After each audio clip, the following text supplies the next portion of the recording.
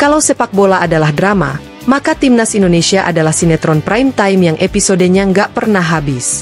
Setiap kali ada FIFA Matchday, netizen kita selalu punya dua posisi, mendukung dengan sepenuh hati atau membedah formasi seperti dosen tak bergaji. Tapi di antara semua konflik, ada satu tema yang selalu muncul di kolom komentar. Lebih bagus pemain lokal atau pemain diaspora? Iya, ini debat klasik, kayak mie instan rasa ayam bawang yang tak lekang oleh waktu. Beberapa tahun terakhir, federasi kita seolah punya hobi baru, berburu pemain yang punya darah Indonesia tapi paspornya Eropa.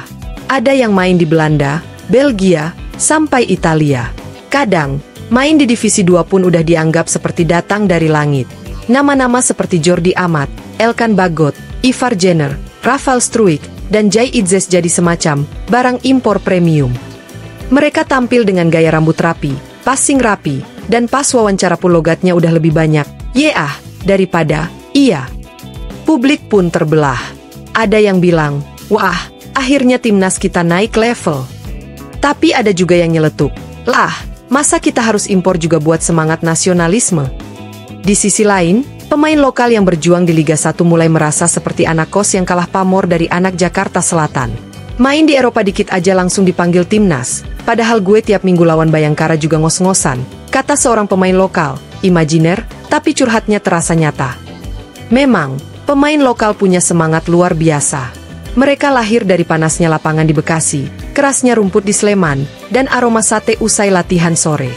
Tapi sayangnya, kadang sistem kompetisi di dalam negeri belum memberi ruang untuk berkembang lebih dalam.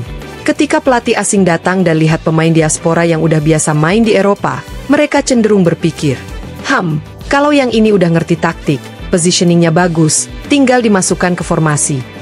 Sementara pemain lokal, kamu bagus, tapi coba tingkatkan dulu decision making dan first touch-nya. Yang artinya, sabar dulu ya, nanti mungkin dipanggil buat latihan. Kalau mau objektif, pemain diaspora memang punya keunggulan dari segi taktik dan pengalaman. Mereka terbiasa dengan tempo cepat, sistem akademi, dan disiplin yang bikin pelatih tenang tidur malam. Lihat saja Jay Itzes di Venezia. Ia datang dengan bekal pengalaman bermain di Serie B Italia, bukan level yang bisa diremehkan. Atau Elkan Bagot, yang meski belum konsisten di klubnya, punya kelebihan postur dan ketenangan yang jarang dimiliki pemain belakang lokal. Tapi kalau bicara rasa nasionalisme, pemain lokal punya nilai emosional yang nggak bisa diukur statistik. Mereka yang tumbuh di Indonesia tahu rasanya kalah di lapangan tergenang air, tahu bagaimana fans di tribun bisa mencaci sekaligus mencintai di detik yang sama. Pemain lokal bukan hanya tentang kemampuan, tapi juga jiwa Garuda, yang mungkin nggak bisa diajarkan di akademi Eropa manapun. Mari kita jujur, di negeri ini, semua orang adalah pelatih. Ada yang kerja di warung, tapi bisa bahas pressing tinggi seperti Pep Guardiola. Ada juga yang belum bisa juggling 5 kali, tapi udah bahas build up dari belakang, seperti analis ESPN. Begitu pemain diaspora bikin blunder, kolom komentar langsung terbakar. Tuh kan, mending pemain lokal. Diaspora cuma modal bule doang. Tapi kalau pemain lokal salah passing dikit, komentar berganti. Makanya, kita butuh pemain diaspora biar bisa main modern. Netizen Indonesia itu fleksibel, bukan dalam arti positif, tapi dalam artian bisa ganti opini secepat VAR mengubah keputusan penalti. Sebenarnya, pertanyaan, lebih baik lokal atau diaspora, itu salah alamat. Yang seharusnya kita bahas adalah, kenapa pemain lokal belum bisa seperti diaspora? Jawabannya panjang, tapi mari kita sederhanakan. Liga kita belum konsisten soal kualitas lapangan dan intensitas pertandingan. Fasilitas akademi masih jauh di bawah standar Eropa. Pembinaan usia muda kadang berhenti di level seleksi. Jadi, ketika pemain diaspora datang dan langsung adaptasi cepat, itu bukan karena mereka lebih hebat secara alami, tapi karena sistem tempat mereka tumbuh memang mendukung perkembangan pemain sepak bola modern. Kalau sistem pembinaan di Indonesia bisa stabil, siapa tahu nanti kita nggak perlu cari pemain dari luar negeri lagi. Justru, bisa jadi pemain Eropa yang cari darah Indonesia buat bisa main di timnas. Nah itu baru plot twist.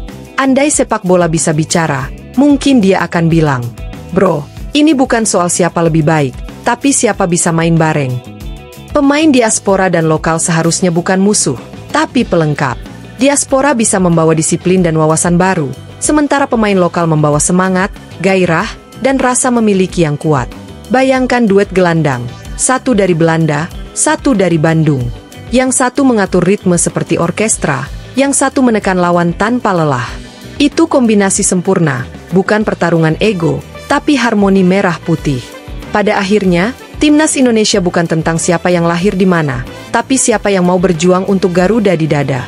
Baik lokal maupun diaspora, kalau mereka berkeringat untuk lagu Indonesia Raya, ya mereka bagian dari kita. Mungkin sudah saatnya netizen berhenti jadi scout dadakan dan mulai jadi supporter sejati.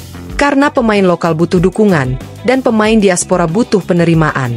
Toh, di lapangan, semua sama, keringatnya asin, rasa capeknya sama, dan targetnya cuma satu, menang untuk Indonesia. Jadi, lain kali kalau kamu lihat komentar, pemain lokal kalah kualitas, atau diaspora nggak punya nasionalisme, jawab aja dengan gaya komentator legendaris. Saudara-saudara, yang penting passingnya nyampe dan gawangnya nggak jebol dulu.